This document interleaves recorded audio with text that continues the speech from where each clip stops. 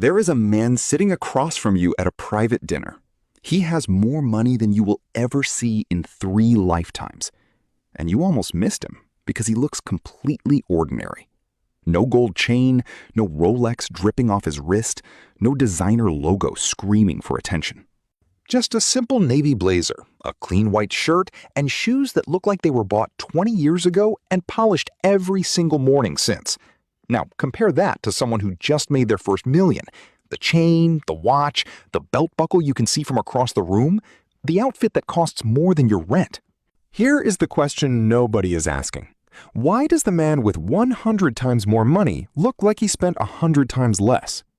The answer will genuinely change how you see wealth, status, and the way you present yourself to the world. Let us go back in time for a moment.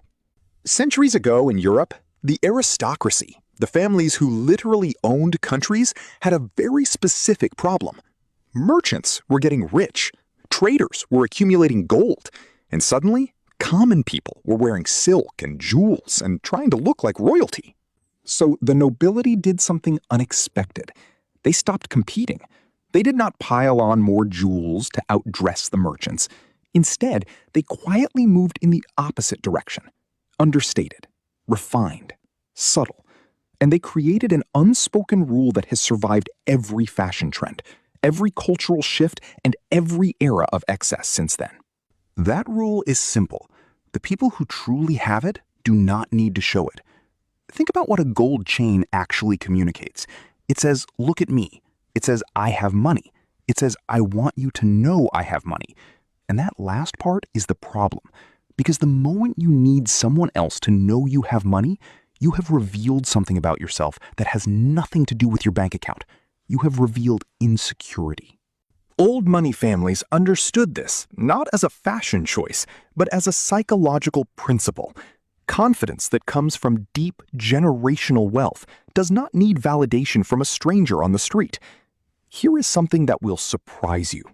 The wealthiest families in the world often have a quiet disdain for flashy displays of wealth, not because they are modest, not because they are humble in some saintly way, but because to them, wearing a gold chain to signal success is like a surgeon wearing a stethoscope to a dinner party to remind everyone he is a doctor. It is unnecessary, it is a little embarrassing, and it signals that the attention means more to you than the achievement itself. There is a French phrase that old money families have lived by for generations.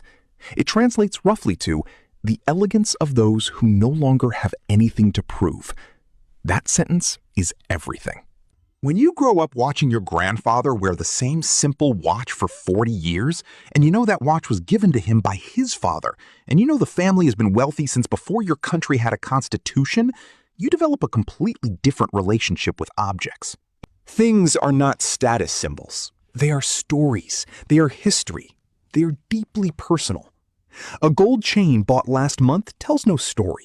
It is just metal purchased to communicate something. And old money finds that not just tasteless, but almost sad. Now let us talk about new money, because this is where it gets genuinely fascinating. When someone earns wealth quickly, whether through business, sports, entertainment, or any other path, they often experience something psychologists call status anxiety, the fear that others do not see your success, the need to make it visible because it still feels fragile, still feels new, still feels like it could disappear. The gold chain, the flashy car, the designer everything, these are not signs of arrogance. They are often signs of that anxiety. The person is not showing off as much as they are reassuring themselves, saying to the world, and maybe to themselves, this is real. Old money never had to do that. Because for them, wealth is not an achievement. It is just a condition of their birth. Like asking someone why they do not brag about having 2 legs. It never occurred to them because it was never in question. Now, here is the part that should make you think about your own life.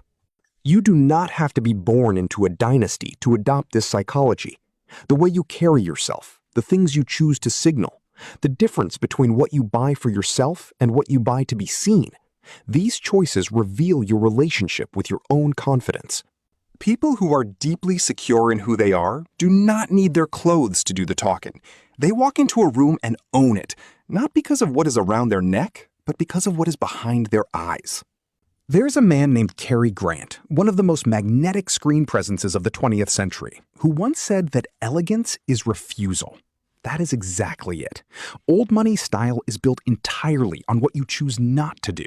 Not the extra watch, not the louder shoe, not the bigger chain. The restraint itself becomes the statement. And this restraint extends beyond clothing. It extends to conversation. Old money people rarely talk about money. They do not announce salaries, brag about deals, or name drop their accountant. The subject is considered gauche, meaning lacking in social grace, the kind of thing that makes people in those circles quietly uncomfortable. Compare that to the culture around new wealth today, where net worth is a personality, where the first thing you learn about someone is their income, where success is measured entirely in visible, countable things. Neither world is entirely right or wrong. But understanding the difference gives you a kind of social literacy that most people never develop. Here is something practical. Next time you see someone dressed quietly, someone wearing simple, well-made clothes with no visible logos, no chains, no performance, pay closer attention. Because that person might be the most interesting, most accomplished, and most genuinely powerful person in the room. Old money taught the world that invisibility is its own kind of power. And here is the flip side. The loudest person in the room is rarely the most dangerous. The most dangerous one is watching quietly from the corner, dressed like they just came from a Sunday walk, already knowing everyone's name before introductions are made. Style, at its highest level, is not about what you wear. It is about what you communicate without saying a single word. Old money families have been perfecting that silent language for centuries. The gold chain is not bad. The designer logo is not evil. But ask yourself honestly, who are you wearing it for? If the answer is yourself, because it brings you joy and it connects to your culture and it makes you feel like you, then wear it with everything you have. Culture and identity are powerful and beautiful things. But if the answer is because you want people to know you are doing well, because you want the room to notice, because the validation feels good, then you have just found something worth sitting with. Because that impulse is the opposite of what makes someone quietly magnetic. The most compelling people you will ever meet do not need the room to come to them. They are already so full of their own sense of self that other people are naturally drawn in, curious, wanting to understand what exactly it is they have. Old money figured that out a long time ago. They stopped performing wealth and started inhabiting it. And somehow, in doing less, they communicated everything. You are not going to change how you dress overnight, but the next time you reach for something loud, something designed to be noticed, just pause for 1 second and ask yourself a simple question. Am I wearing this, or is this wearing me? That question alone is worth more than any chain you could put around your neck.